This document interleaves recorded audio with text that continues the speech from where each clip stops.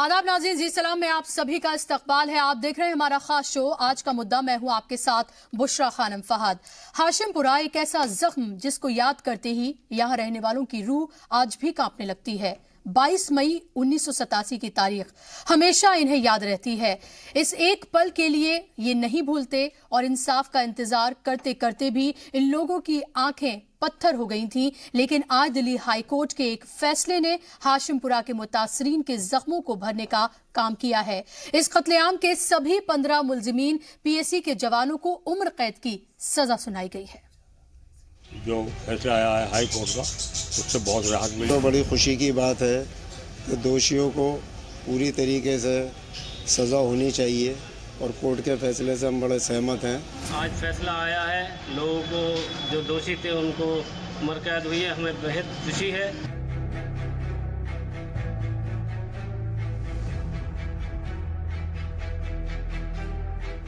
ये वो खुशी है जो हाशिमपुरा के लोगों को 31 साल बाद नसीब हुई है।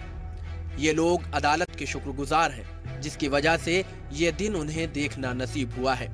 मेरठ के हाशिमपुरा में 1987 में हुए कत्ल मामले में दिल्ली हाई कोर्ट ने 30 हजारी कोर्ट का फैसला बदलते हुए सभी 15 मुलजिमीन पीएसी के जवानों को उम्र कैद की सजा सुनाई है। 31 साल पहले मई 1987 में मेरठ के हाशिमपुरा में 42 लोगों का कत्ल कर दिया गया था। उसमें जो है 16 के 16 मुलजिम को गिल्टी होल्ड किया है और उम्र कैद हुई है सबको, और उन सबको कहा है कि 26 नवंबर से पहले थाने में या कोर्ट में आपको सरेंडर करना है। मेरठ का हाशिमपुरा कत्लेआम आज की नस्ल को शायद ही याद हो, लेकिन जिन्होंने इस दौरान अपनों को खोया होगा उन्हें ये दिन अच्छी तरह याद है। दिल्ली की अदालत ने 31 साल बाद एक बड़ा फैसला दिया है। दिल्ली हाई कोर्ट ने पीएसी के जवानों को उम्र कैद की सजा सुनाई है। मामले में 19 पीएसी जवानों को कत्ल की कोशिश, सबूतों से छेड़छाड़ और साजिश करने की दफात में मुलजिम बनाया था। 2006 में 17 लोगों पर इल्जाम तय किए गए। सुनवाई के दौरान 2 मुलजिमीन की मौत हो गई थी। कोर्ट ने इसे टारगेट किलिंग माना है। हाँ, ये तो कई जगह पे जो है ये पोर्शन पढ़ा गया कि ये मुस्लिम को टारगेट किया गया था, ये टारगेटिंग किलिंग थी, ये पीएससी के जो उस पे एक बदनुमा दाग है, ये सारी चीजें जो है कही। इस मामले में 21 मार्च 2015 को दिल्ली की 30 हजारी कोर्ट ने अपने फैसले में सभी मुलजिमीन को शक का फायदा देते हुए बरी कर दिया था। ट्रायल कोर्ट के इस फैसले को यूपी सरकार, नेशनल ह्यूमन राइट कमीशन और कुछ दूसरे मुतासरीन ने दिल्ली हाई कोर्ट में चैलेंज किया था। सभी पीएसी के जवानों को 26 नवंबर से पहले तक सरेंडर करना है।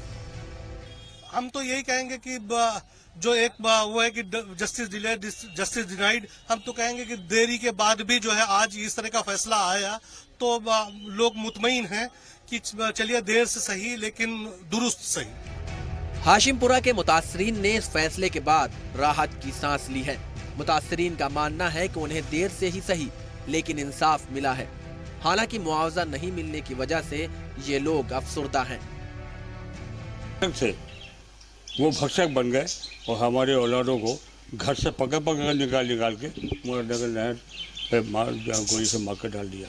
हमें आज तक राज्य फिक्र है, बहुत ज़्यादा परेशानी थी, लेकिन आज जो फैसला आया है हाई कोर्ट का, उससे बहुत राहत मिली। तो बड़ी खुशी की बात है कि दोषियों को पूरी तरीके से सज़ा होनी चाहिए और कोर्ट के फैसले से हम बड़े सहमत हैं।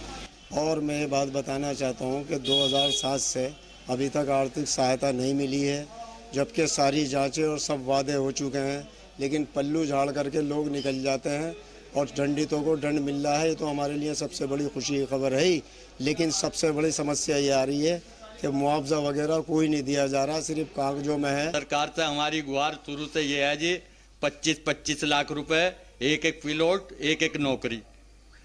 अब आप इसमें सरकार जो करे वो फैसले के लिए हम तैयार हैं। आज फैसला आया है, लोगों को जो दोषी थे उनको उम्र कैद हुई है, हमें बेहद खुशी है।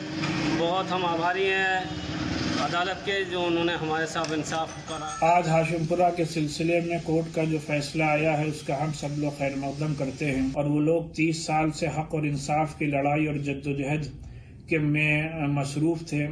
आज कहीं ना कहीं कोर्ट के इस फैसले के ज़रिए से उनके ज़ख्मों पर इस फैसले के ज़रिए से मरहम लगाने का काम किया गया है। साल 1987 में पीएसी के जवानों ने 42 मुस्लिम नौजवानों को मुबैना तौर पर उनके घरों से उठाया और पास ही ले जाकर उनका कत्ल कर दिया। 28 साल के बाद 2015 में दिल्ली के 30 हज़ारी कोर्ट ने इस मामले पर फैसला आया था, लेकिन इतना लंबा वक्त गुजर जाने के बाद दिल्ली की निचली अदालत ने इस मामले में सभी 19 मुल्जिमीन को सबूत के कमी की बुनियाद पर बरी कर दिया था। अब हाईकोर्ट ने फैसले को पलट दिया है। सबसे पहले ये मामला उत्तर प्रदेश के गाजियाबाद में चल रहा था, लेकिन समाअत में देरी की वजह से मारे गए लोगों के अहले खाना ने सुप्रीम कोर्ट का दरवाजा खटखटाया, जिसके बाद सुप्रीम कोर्ट से दिल्ली के 30 हज़ारी कोर्ट में मामला ट्रांसफर हो गया था। ब्यूरो रिपोर्ट, जी सलाम।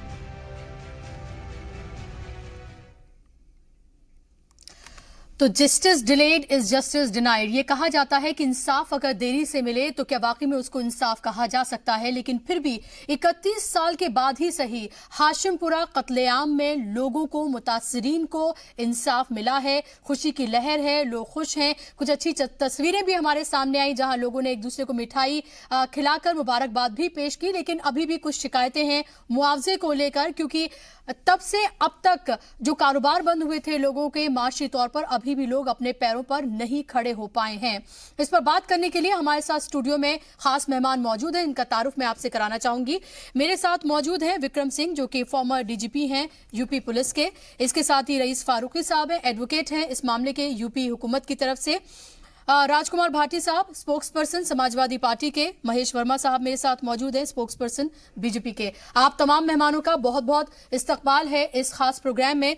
सबसे पहले रईस साहब, मैं आपसे जानना चाहूंगी, क्योंकि ये जानना बहुत जरूरी है कि जब कोर्ट ने, सेशंस कोर्ट का फैसला पलटा और आज ये अहम फैसला सुनाया, तो कोर्ट ने क्या कुछ कहा 31 साल के बाद? जी, कोर्ट ने जब फैसला पलटा तो सीधा कहा कि इसमें सारे वही सबूत थे, उनको देखा और कहा कि ये जो है टेक्निकल ग्राउंड पे जो है अक्यूटल हुआ था, और उस सारी चीज़ों को एनालिसिस किया।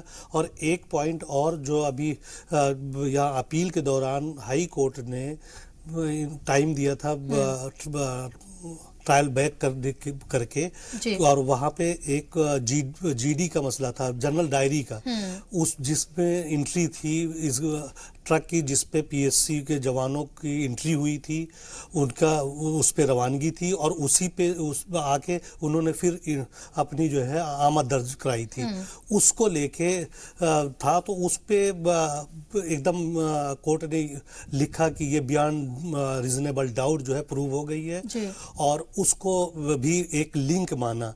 वो एक कोरोबरेटिव एविडेंस था जो प्रूव हुआ, और इसके लिए मुल्जिमीन को भी जो है पूरा मौका मिला था ट्रायल कोर्ट में कि वो इसको रिबट करे, लेकिन वो रिबट नहीं कर पाए, बल्कि उसमें एक विटनेस, एक मुल्जिम जो जिसने जीडी लिखी थी, उसने एडमिट किया कि हाँ हमने लिखी है इसको। ओके, हमारे साथ विक्रम सिंह जी भी मौजूद हैं, फॉर्मर डीजीपी हैं यूपी पुलिस के।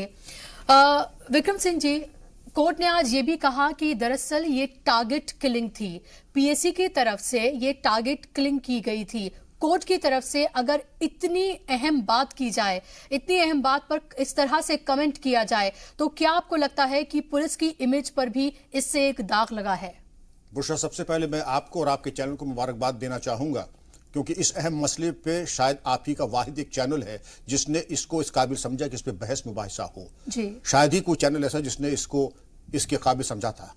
कोर्ट की ये टिप्पणी ऐसी ही है जैसे जस्टिस A.N. मुल्ला ने आज से 60 साल पहले कहा था कि ये पुलिस दल गुंडों का सबसे बड़ा समूह है।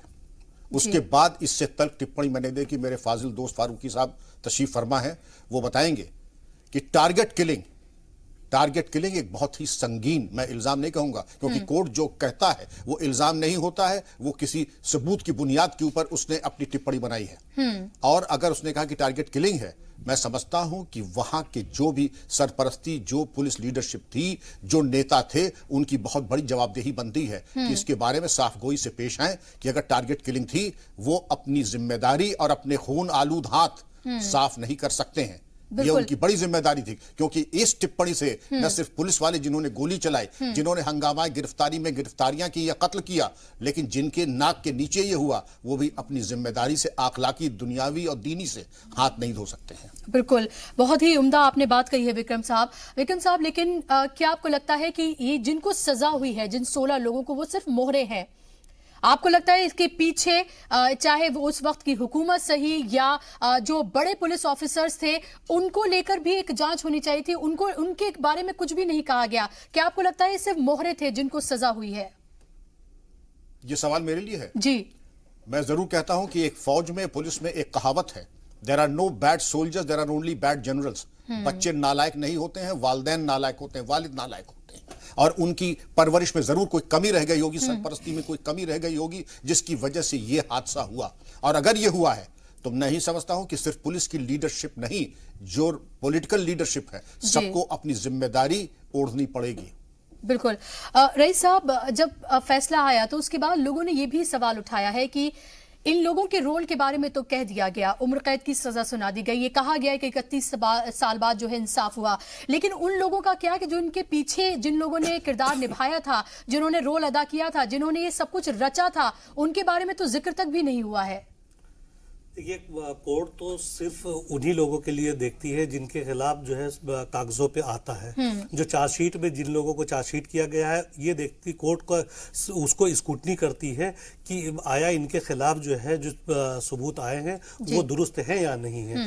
अब किसी को टारगेट नहीं, कोर्ट नहीं करती, या तो उसमें एक खाना होता है कि उसमें शक के बुनियाद पे किसी को रखा जाए, फिर उसमें जो है कोर्ट जरूर उस पर कंसीडर करती है, लेकिन ऐसे नहीं कि उसके पीछे कौन था फिर री इन्वेस्टिगेशन करे या ऑर्डर करे। लेकिन जो मुतासरीन थे, क्या उनकी तरफ से इस तरह की कोई बात कही गई या वो सेटिस्फाइड है जो आज इंसाफ आया उसको लेकर? देखिए, ये तो कोर्ट ने खुद भी कहा है कि उनके लिए जो ये एक बहुत छोटे, और कोर्ट ने लफ्ज इस्तेमाल किया, ये लिटिल रिलीफ है, लेकिन फिर भी कहा कि 31 साल के बाद जो है उन विक्टिम्स के घर वालों को जो भी तसल्ली मिल सकती है मिलेगी। लेकिन कोर्ट ने भी इस पे जो है इजहार किया है कि अफसोस का इजहार किया है कि 31 साल के बाद जो है यहाँ तक हम पहुंचे हैं। जी। भाटी साहब, क्या आपको लगता है कि ये जो हाशिमपुरा में जो हुआ वो दरअसल एक ऑर्गेनाइज्ड तरीके से किया गया एक क्राइम था? क्योंकि जिस तरह से लोगों को टारगेट करके उन्हें उठाया गया, उसके बाद उन्हें ले जाया गया और पुलिस की गोली से उन सबको मारा गया, कत्ल किया गया और नहर में फेंका गया। आज लगभग हाशिमपुरा का हर घर जो है अक़लियती तबके का, उसमें किसी न किसी के हर के बदन पर चोट के निशान होंगे। उसमें ज्यादातर लोग ऐसे होंगे जिन्होंने अपनों को खोया है, कुछ लोग तो ऐसे हैं जो अपने वालिद की शक्ल तक भी नहीं देखा है, उन्हें शायद ये पता भी ना हो वो कैसे दिखते थे। तो इस जख्म की भरपाई क्या 31 साल के बाद आया ये इंसाफ वाकई में कर सकता है? बुशरा जी, ये जो हाशिमपुरा कांड है ये भारतीय लोकतंत्र के माथे पे कलंक की तरह है और ये कानून के राज पर भी प्रश्न चिन्ह उठाता है। ऐसी घटनाएं कि हम कानून का राज हम हैं, कानून का शासन चलता है इस देश में, संविधान का शासन चलता है, ऐसी घटनाएं जब होती हैं तो इस पर प्रश्न चिन्ह लगता है। और अब जो निर्णय आया है वो एक राहत की बात यह है कि उसमें दोषियों को सजा दी गई है। पहले निचली अदालत ने सबको बरी कर दिया था, तो तब लोगों को बड़ी निराशा हुई थी। ये बिल्कुल ठीक बात है कि बहुत देरी से निर्णय आया, ये बहुत पहले आ जाना चाहिए था, 5-7 साल में इसका निर्णय हो जाना चाहिए था। और उन पीड़ित परिवारों को आर्थिक मदद भी मिलनी चाहिए थी, जिनको मिली है उन्हें कम मिली है और ज्यादा मिलनी चाहिए, जिन्हें नहीं मिल पाई है उन्हें भी मिलनी चाहिए जी। लेकिन उससे भी बड़ा सवाल ये है कि ऐसी घटनाओं की पुनरावृत्ति ना हो, दोबारा ऐसी घटनाएं ना हो, इसकी भी कोई व्यवस्था होनी चाहिए जी।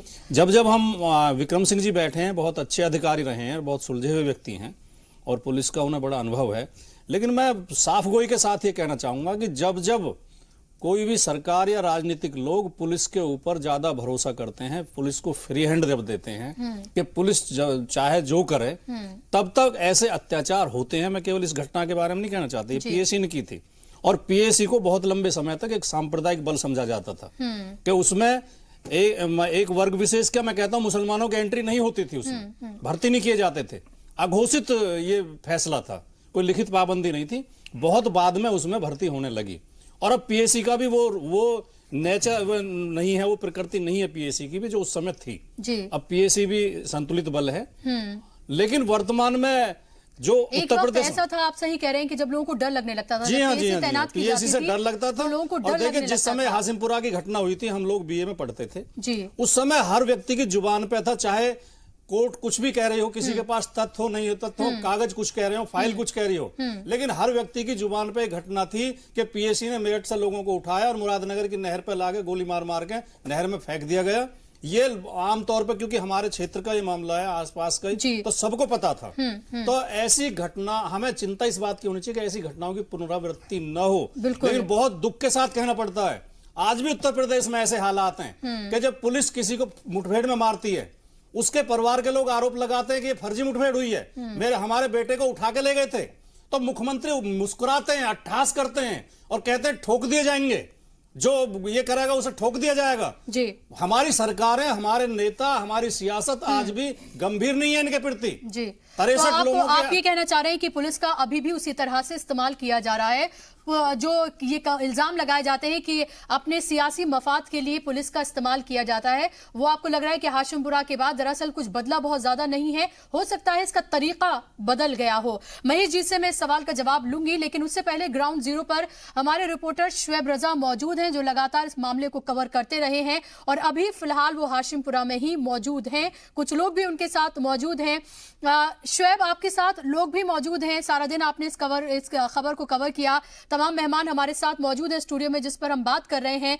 वहां जो लोग मौजूद हैं, मुझे बताइए कि कितने खुश हैं वो, क्या वाकई में उनको लग रहा है कि 31 साल बाद ही सही कम से कम उनके साथ इंसाफ हुआ है, जो लोग चले गए इस दुनिया से उनकी रूह को जरूर तस्कीन मिली होगी आज।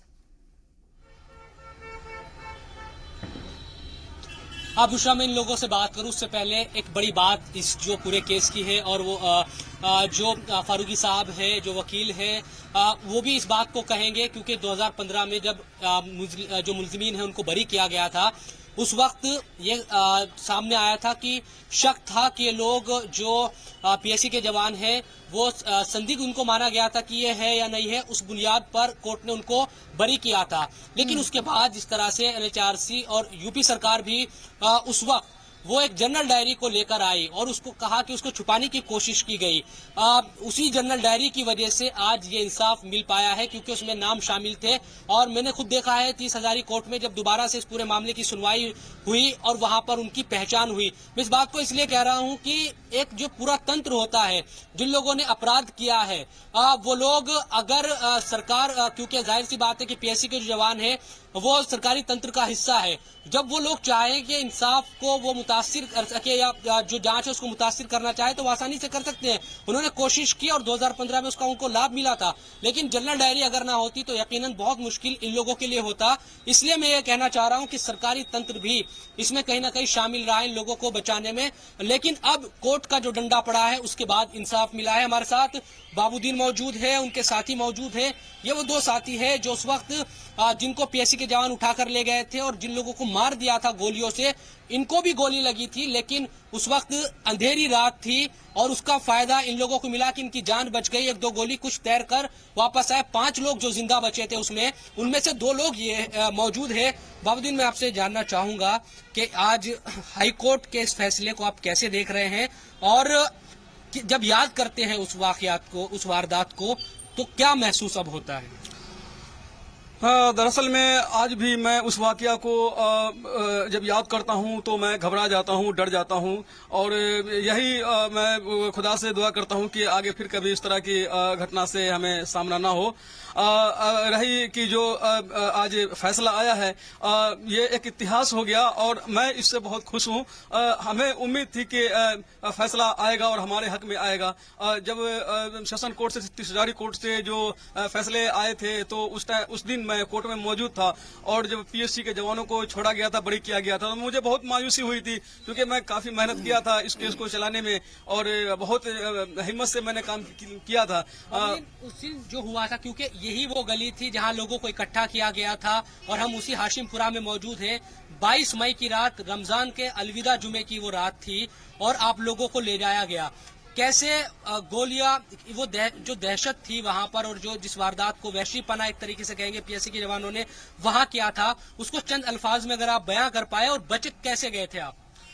और जैसे घर से निकाला गया था, एक तरह के मानिए पीएससी और मकामी पुलिस और मिलिट्री पुलिस ये सब मिलकर के एक सर्च किया था और गिरफ्तारी मानिए कि एक तरह के तलाशी के बहाने से गिरफ्तारी किया गया था जो धोखा से हुआ था और वहां से ला करके हम लोगों को जो साबिर गेट के सामने हापुड़ रोड पे बिठाया गया था, उसमें जो जवान लोग थे उसको अलग छांट करके बिठाया गया था और बूढ़े बच्चे में हम लोगों को बिठाया गया था। उस टाइम मेरा उम्र 17 साल का था और मैंने देखा कि गाड़ी आती थी और जवान लोगों को उस पर बिठा करके शायद जेल के लिए भेज रहे होंगे और रात होने पर यानी लगभग 8 बजे के तकरीबन में जो एक पीले रंग की ट्रक आई और जो हम लोगों को बूढ़े बच्चे को जो छांट के रखे थे उसमें से कुछ को छोड़ दिया, लाइन लगा करके जाने दिया और कुछ जो तंदुरुस्त थे, फिटनेस थे, उसको पकड़ के बिठा लिया गया था। 52-54 लोगों को तकरीबन बिठाए गए थे वहां पर और वो पीले ट्रक में बैठने को कहा गया था और ले करके चले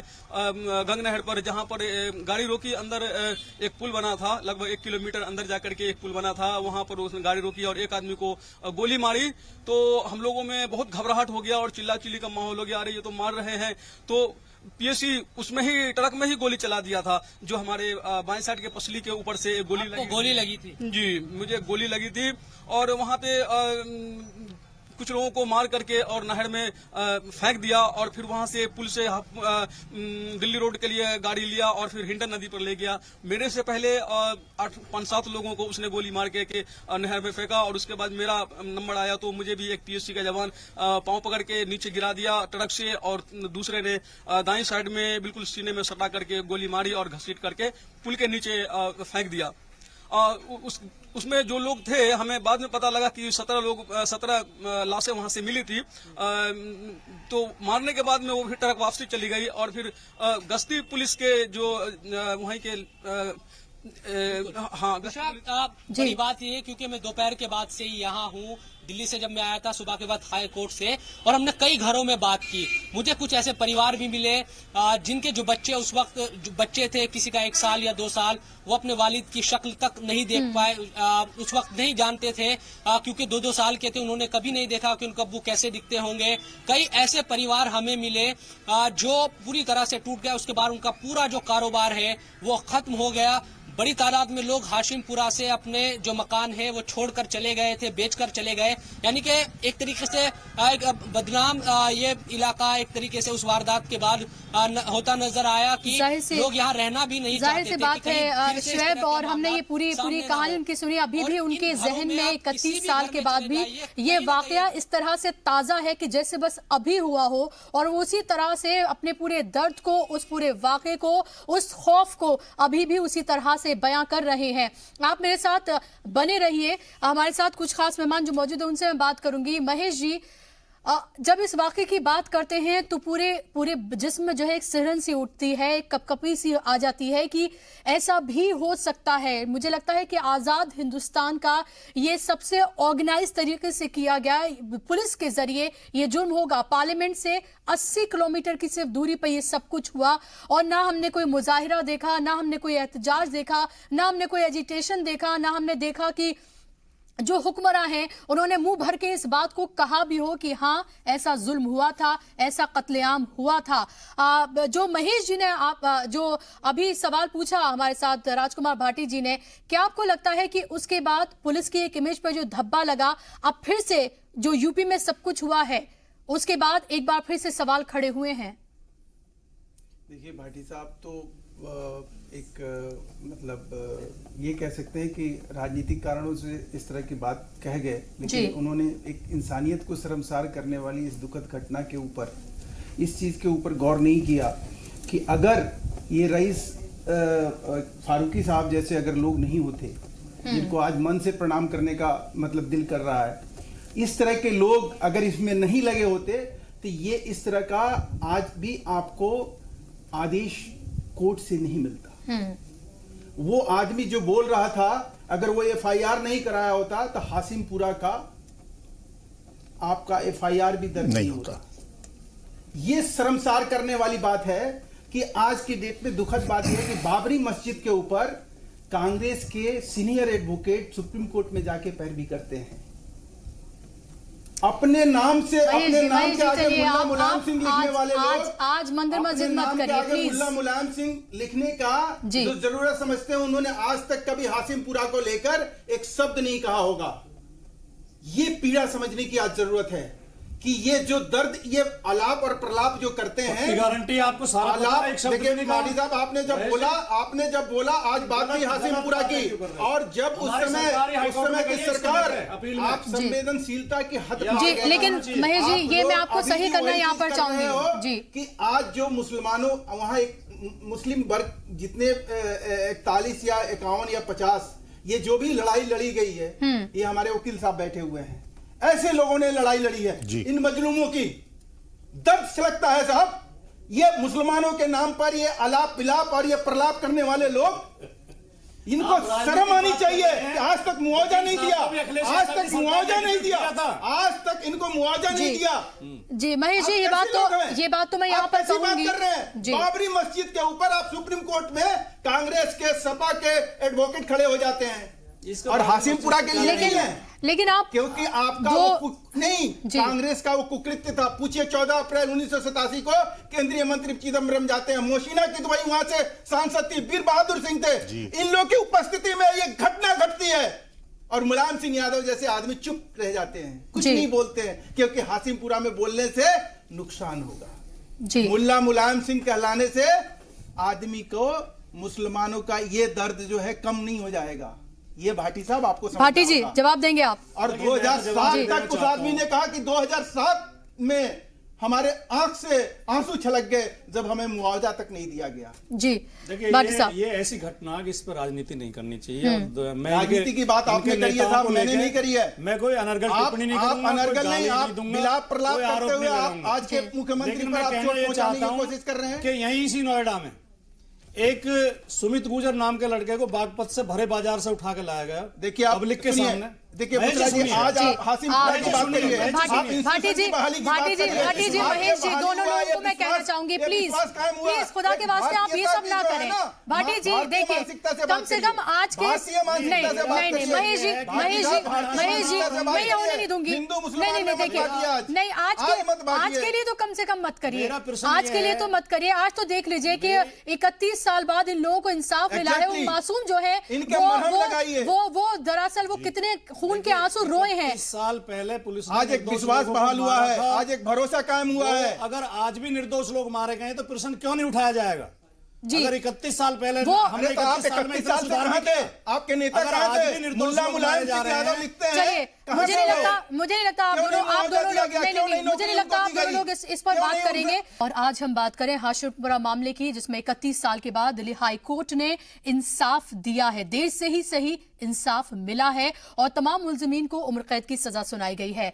मेरठ के हाशिमपुरा में हुए कत्लेआम की कई दर्द भरी कहानियां हैं। पिछले 31 बरस में यहाँ के लोगों ने इतनी मुश्किल झेली है कि सोचकर ही रूह कांप जाती है। किस तरह से इस दर्दनाक हादसे के बाद लोगों के घर बार बर्बाद हुए और कैसे कई भाई बहनों से तो कई वालिद बेटियों से हमेशा के लिए जुदा हो गए। देखिए हाशिमपुरा से हमारे रिपोर्टर शुएब रजा की ये ज़ेबुन्निसा की 3 बेटियां हैं, लेकिन किसी को भी अपने अब्बू की शक्ल याद नहीं, क्योंकि 1987 में जब पीएसी के जवान जरीना के शौहर जहीर को पकड़कर ले गए और गोली मार दी, तब ये 1, 2 और 3 साल की थीं। शादी के 5 बरस बाद ही जहीर मार दिया गया। मेरठ के हाशिमपुरा में आप जिस भी घर में झांकेंगे, इसी तरह की दर्दनाक कहानियां आपको सुनने और देखने को मिल जाएंगी।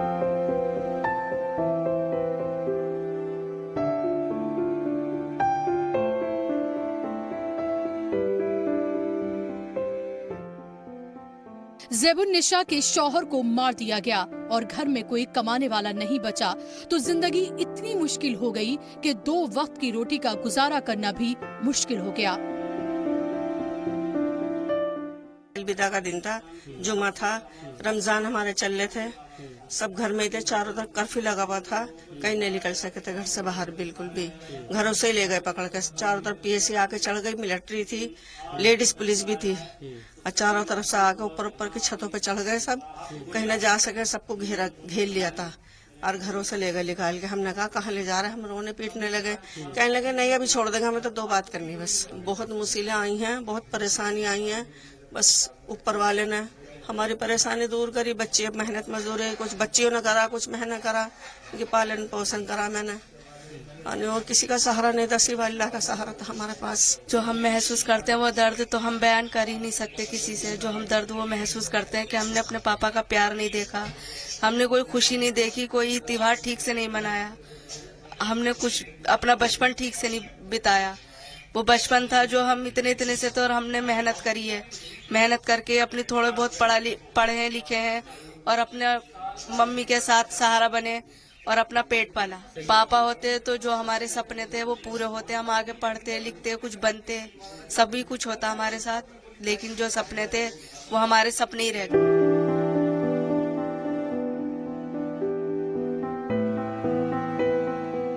मुश्किल हालात ने सिर्फ ज़ेबुन्निसा को नहीं, बल्कि पूरे इलाके को बर्बाद करने में कोई कसर नहीं छोड़ी।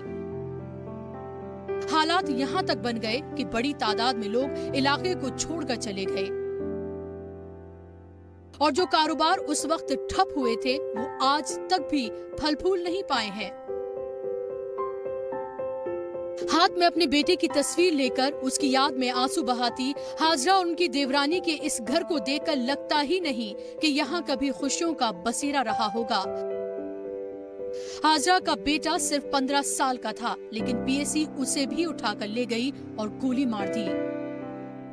माँ कहती है कि वो सो नहीं पाती क्योंकि उसे उसका नईम बहुत याद आता है। बहुत गम, 17 साल तक आंखों का आंसू नहीं टूटा बेटे, और अब भी जब याद आता है तो रात में नींद नहीं आती, रोती रहूं बस। अब देख लो जो हुआ है, हमें इसकी खुशी तो हुई, जो इन्होंने उम्र कैद सुनाई गई, इसकी खुशी हुई, पर वो खुशी नहीं हुई जो हम चाह रहे थे। हम ये चाह रहे थे कि इन्हें फांसी होनी चाहिए, खून का बदला खून, जैसे हमने काटी है बस ऊपर वाले को पता। जैसा हमारा दिल दुखा हुआ है, रात दिन रोने पे थे हम, रात दिन।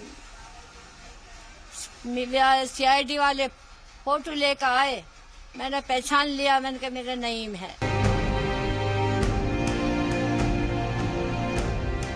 हाशिमपुरा से लोगों को उठाकर पीएसी ने सिर्फ कत्लेआम नहीं किया था, बल्कि इंसानियत को झकझोरने वाली ऐसी बर्बरियता की थी जिसके बारे में सोचकर ही दिल दहल जाता है। भले ही इस कत्लेआम को 31 बरस बीत गए हों और दिल्ली हाई कोर्ट ने गुनहगारों को सजा दी हो, लेकिन जो घर, जो खानदान इस कत्लेआम के बाद तबाह हुए, जो कारोबार इन लोगों के बर्बाद हुए, जिन लोगों ने अपने घर बार छोड़ दिए, उनकी तकलीफ का हल कैसे निकलेगा?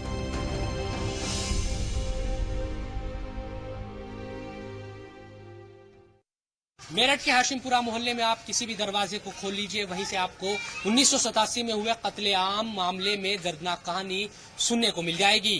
हालांकि दिल्ली हाईकोर्ट ने इन लोगों के जख्मों पर थोड़ी मरहम जरूर लगाई है, लेकिन 1987 में हुए कत्लेआम के बाद यहाँ जो खौफनाक मंजर था, शायद ही ये लोग उसको कभी भूल पाए। कैमरामैन बलवंत के साथ मेरठ के हाशिमपुरा से जी मीडिया के लिए मैं शोएब रजा।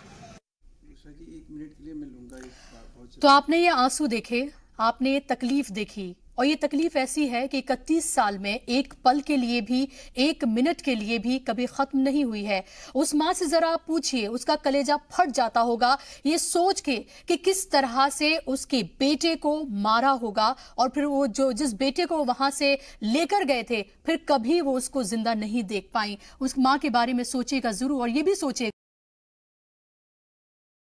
क्या वाकई में इंसाफ कहलाया जाएगा, क्या इन आंसुओं का कोई हिसाब दे पाएगा, क्या इस दर्द का कोई हिसाब दे पाएगा? शायद नहीं। हमारे साथ ये तमाम मेहमान मौजूद हैं जिनसे हम बात कर रहे हैं। मेरे साथ फोन लाइन पे फिलहाल जो है विभूति नारायण साहब जुड़ गए हैं, जो कि एक्स डीजीपी हैं यूपी पुलिस के, और उनसे मैं बात करूंगी। उस वक्त उत्तर प्रदेश के वो डीजीपी थे। विभूति नारायण जी, आज ये अहम फैसला आया है 31 साल के बाद, लेकिन हम उन लोगों की तस्वीरें भी देख रहे हैं जो उस वक्त मारे गए थे, उन लोगों के आंसू देख रहे हैं जो अभी तक थमे नहीं है 31 साल के बाद। ये क्या आप इसको एक ऑर्गेनाइज क्राइम बोलेंगे जो उस वक्त किया गया था, और क्या आपको लगता है कि 31 सालों में पुलिस की शक्ल में कुछ बदला है? देखिए, जो इतने साल पहले हुआ, जो 22 मई 1987 को हुआ, वो तो अनपैरेलल था। उस तरह की घटनाएं, वो एक तरह से हिंदुस्तान में आजादी के बाद ये सबसे बड़ी कस्टोडियल किलिंग थी जी। मुझे सिर्फ ये कहना है कि इसमें ये सजा हो गई, वो अच्छी बात है, सजा होनी चाहिए थी, लेकिन ये सजा काफी इसलिए नहीं है कि सजा सिर्फ उन लोगों को हुई है जो एक्चुअल जिन्होंने ये क्राइम कमिट किया था, जो हत्यारे थे। लेकिन हत्या के पीछे बहुत सारे बड़े चेहरे थे, जिसमें पॉलिटिकल लोग भी रहे होंगे, जिसमें पुलिस की लीडरशिप भी रही होगी, जिसमें ब्यूरोक्रेट्स रहे होंगे। तो या मैंने जो काम किया इस हत्या के बाद, और एक किताब के लिए मैं काम कर रहा था, तो उसमें मुझे पता चला कि इसमें फौज के कुछ अफसर भी मुलव्विस थे जी। तो इनके खिलाफ कोई कार्रवाई नहीं हुई।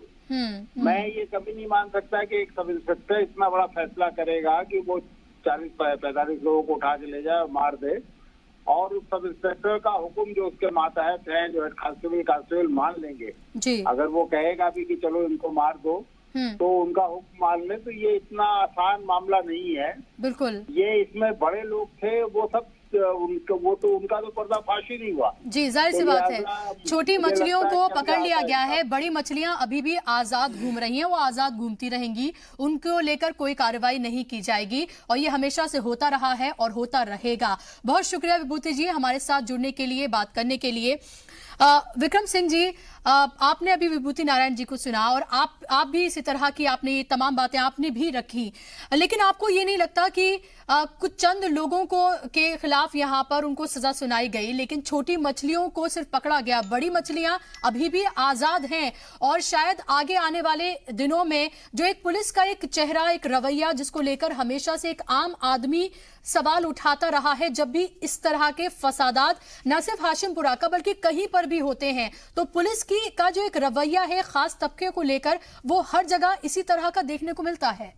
मुनासिब और माकूल सवाल बुशरा जी, मैं इसका जवाब 3 पॉइंट पे देना चाहूंगा। सबसे पहले, एक, जिसने फायरिंग की वो तो मुलव्विस थे ही, और सबसे पहले वो जिम्मेदार हैं, लेकिन उनको कंट्रोल करने वाले, उनको सुपरवाइज करने वाले उतने ही जिम्मेदार हैं, उतना ही शामिल जुर्म है जितने की वो जिन्होंने फायरिंग किया था, और जिसके ऊपर जिन्होंने लीपापोती की, चाहे फौजी अफसर हों और बड़े अफसर हों, राजनीतिक दल के जो हमारे लीडर्स थे वो हों, उन सब की सामूहिक जिम्मेदारी थी, और इनके खिलाफ कार्रवाई होनी ही चाहिए।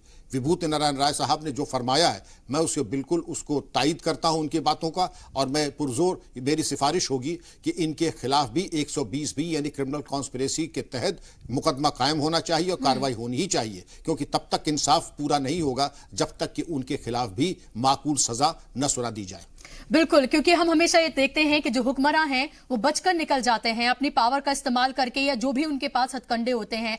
जो बड़े पुलिस अफसर हैं वो भी बचकर निकल जाते हैं। तो ऐसे में सवाल ये उठता है कि क्या सिर्फ इन चंद लोगों ने ही ये तमाम प्लानिंग की और इतने बड़े पैमाने पर कत्लेआम किया? नहीं, इसके पीछे एक पूरी साजिश थी, उसका शायद पर्दाफाश कभी भी नहीं हो पाएगा। और आज हम बात कर रहे हैं हाशिमपुरा को लेकर, क्योंकि आज 31 साल के बाद दिल्ली हाईकोर्ट ने अहम फैसला सुनाया है, इंसाफ दिया है उन लोगों को।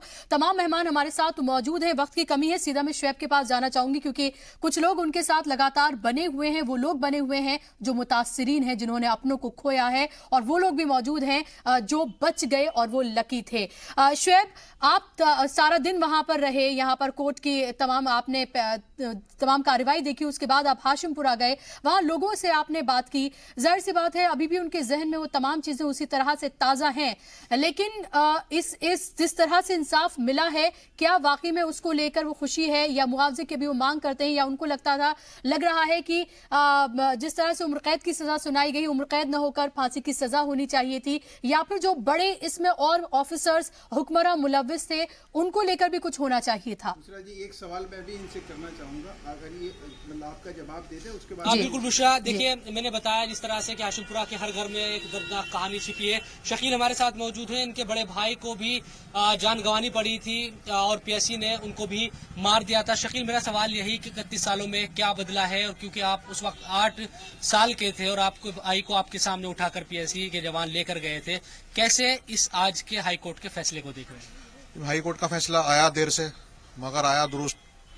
उनको वैसे फांसी होनी चाहिए थी, उम्र कैद सजा मिली। आप लोगों को क्या मुआवजा भी कब मिला, मुआवजा या किस तरह से मुआवजा कभी मिला है, तो कब मिला और कितना मिला?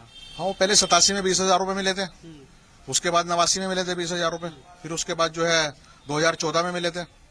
वैसे किस्तों में मिला 3-4 बार मुआवजा। एक बड़ा सवाल बुशरा यहाँ पर यह है कि जब सिर्फ हाशिमपुरा नहीं, मेरठ में 87 में जब दंगे हुए थे या इस तरह के जो मामले सामने आए थे, वो मलियाना और इर्द गिर्द के जो दूसरे इलाके वहां पर भी इस तरह से किलिंग हुई थी, और मलियाना से भी कुछ लोग हमारे साथ आए हुए हैं। आप लोगों के मुकदमे का आज तक क्या हुआ? हाशिमपुरा के लोगों को आज इंसाफ मिला है, वहां पर तो 87 लोगों को मारा गया था, ये इल्जाम लगे थे, उस मुकदमे का क्या हुआ अब तक? उस मुकदमे का अभी तक कुछ भी नहीं हुआ, क्योंकि उसके अंदर से एफआईआर गायब कर दी गई है, और दूसरी तरफ से यही कहा जाता है कि एफआईआर लाई है, और एफआईआर फाइल में लगा करके दी गई थी, और फोटो कॉपी को अदालत मानती नहीं है। का मुकदमे का अभी किस प्रोसेस में, कहाँ है वो बिल्कुल अटका हुआ है, कहीं प्रोसेस नहीं है कोई। मतलब सन 2010 से अब तक लेकर के सिर्फ 9 लोगों की गवाही हो पाई है। बुशरा, ये तमाम देखिए, क्योंकि सिर्फ हाशिमपुरा के अगर लोगों को इंसाफ मिला है, तमाम और भी लोग मारे गए थे अलग अलग इलाकों में, और इसी तरह की वहाँ भी आरोप लगते रहे हैं, लेकिन इंसाफ पाना भी कितना मुश्किल है। 31 साल में अगर यहाँ इंसाफ मिला है, तो दूसरी जगहों पर अभी जो रफ्तार है बड़ी सुस्त है, और लगता नहीं कि वहां पर, क्योंकि अगर यहाँ से सबूत गायब हो सकते हैं। हाशिमपुरा मामले में भी अगर जनरल डायरी ना मिलती तो पता नहीं क्या होता। 2015 में तो बरी ही हो चुके थे वो लोग, लेकिन जनरल डायरी मिली। और दूसरे जो मामले हैं मलियाना और इर्द गिर्द के जो दूसरे जगहों पर ये तमाम चीजें अगर हुई थी, तो उन मुकदमों का तो हाल आप देख ही रहे हैं किस तरह। बिल्कुल शुएब, बहुत शुक्रिया आपका। वहां से आपने तमाम तस्वीरें आपने हम तक पहुंचाई, और उसके साथ साथ उन लोगों से भी आपने हमसे बात करवाई, दरअसल जिन्होंने इसमें अपनों को खोया था। और जाहिर सी बात है कि ये एक ऐसा हाशिमपुरा का अकेला मामला नहीं है, इसके अलावा भी और मामले हैं जो अटके पड़े हैं, जिनको लेकर इंसाफ तो दूर की बात, अभी तक उसका प्रोसेस भी ठीक से शुरू नहीं हो पाया। बहुत शुक्रिया आपका हमारे साथ जुड़ने के लिए। और तमाम मेहमान हमारे साथ मौजूद हैं, एक एक करके, क्योंकि वक्त की कमी है, मैं रिएक्शन लेना चाहूंगी। राजकुमार भाटी साहब, क्या कहते हैं आप आज इस पूरे मामले को लेकर? और ये कोई अकेला फसाद तो था नहीं, मुल्क में ऐसे न जाने कितने फसादात हुए हैं, जिसमें कहीं ना कहीं हमेशा से जो पुलिस का एक रोल है, जो सियासतदानों का एक रोल है, वो हमेशा से ही एक शक के घेरे में रहा है, और उसको लेकर हमेशा सवाल खड़े हुए हैं। बिल्कुल आप ठीक कह रही हैं, ये इस तरह की घटनाएं बहुत हुई हैं, एक दो नहीं है। 84 में भी दिल्ली में दंगे हुए, वो भी बहुत शर्मनाक थे, मानवता के माथे पर अपराध थे। और 2002 में गुजरात में, मतलब दंगे क्या, नरसंहार थे दोनों। 84 का दिल्ली का भी नरसंहार था, एक तरफा कत्ल किया गया लोगों का। इसी तरह गुजरात में भी 2002 में एक तरफा कत्ल किया गया। आपको ध्यान नहीं है कि और उससे पहले भी जो घटनाएं हुई, 3.5 लाख इसमें राजनीतिक पचड़े में न पड़ के महेश जी ये न समझे कि मैं आपकी पार्टी ध्यान नहीं है। लेकिन अब आज जो आपके रिपोर्टर ने अभी शोएब ने जो लोगों से बात की है, जो लोगों को हमने बयान महेश जी अगर 84 की बात हुई है, 2002 की भी बात होगी, मलियाना की भी बात होगी, हाशिमपुरा की भी बात होगी, मुजफ्फरनगर की भी बात होगी, उन तमाम चीजों की बात होगी। देखिए, एक तरफा तो बात नहीं हो सकती, एक तरफा बात नहीं हो सकती, बात सबकी होगी। बहुत अरे बुशरा जी, अगर ये कह सके ना, एक बात अगर कह दे भाटी साहब, मैं और आप दोनों मिलके कि पी चिदम्बरम के खिलाफ, ये रईस साहब से मेरा रिक्वेस्ट है कि जो रीट एक वकील के बगैर वो रीट खारिज कर दी गई थी, जिनकी भूमिका इसमें बहुत बड़ा संदेहास्पद था, उनकी भूमिका के बारे में एक रीट डाली गई थी हाशिमपुरा में और वो खत्म हो गई।